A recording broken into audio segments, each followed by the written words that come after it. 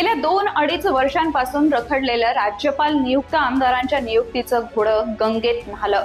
विधानसभा निवडणुकीची आचारसंहिता लागण्याच्या काही तास आधीच महायुती सरकारनं 12 पैकी 7 आमदारांना शपथ दिली। यात भाजपकडून महिला आघाडीच्या प्रदेशाध्यक्षा चित्रा वाघ, प्रदेश सरचिटणीस विक्रांत पाटील आणि वाशिम जिल्ह्यातील बंजारा समाजाच्या पोहरादेवी संस्थानचे बाबूसिंग महाराज राठोड यांना संधी देण्यात आली।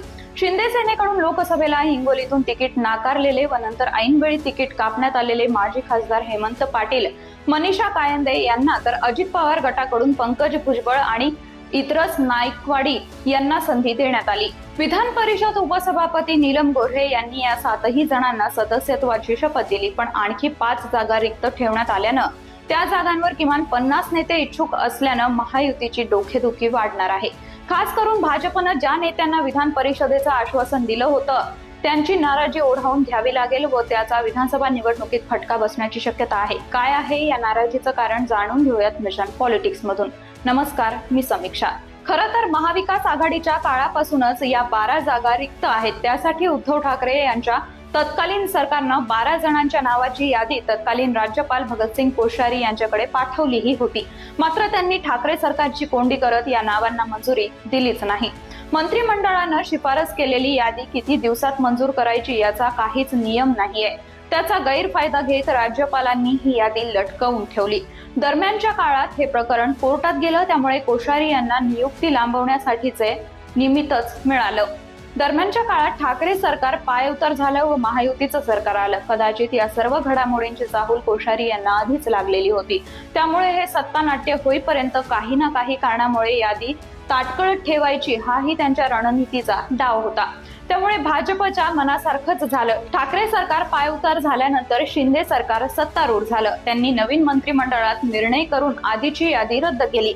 मात्र नवीन सदस्यांची यादी देणं अपेक्षित होतं, मात्र शिंदे सरकारनं सुमारे 2.5 वर्ष या सदस्यांची नावं दिलीच नव्हती। आता आपलंच सरकार असूनही 12 जणांना आमदारकीची संधी देण्याचे अधिकार असूनही महायुती सरकारनं नवीन सदस्यांची यादी का दिली नाही हा सर्वांनाच पडलेला प्रश्न आहे। मात्र उद्धव ठाकरेंच्या शिवसेनेतून बाहेर पडताना शिंदेंनी अनेकांना आमदारकीची आश्वासनं दिली होती। भाजपनंही इतर पक्षातून नेते आयात करताना त्यांना आमदारकी, मंत्रिपदांचं आश्वासन दिलं होतं। शरद पवारांच्या पक्षातून फुटताना अजित पवारांनीही अशीच आमिषं अनेकांना दाखवली होती।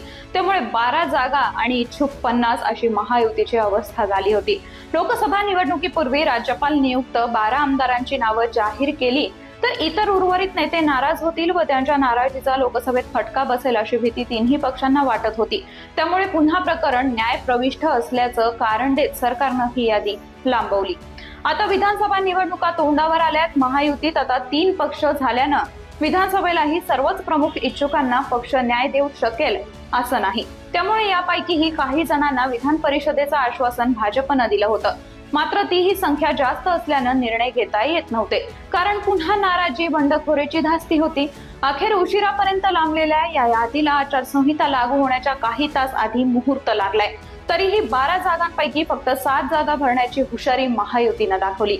5 जागा रिक्त ठेवल्यात। आता या 5 रिक्त जागांचं आमिष दाखवून हे तिन्ही पक्ष किमान 50 जणांना झुलवत ठेवू शकतात अशी त्यांची खेळी आहे। त्या 5 आमदारकींचं आमिष दाखवून या लोकांकडून विधानसभेचं काम करून घेण्याचीही त्यांची खेळी असेल।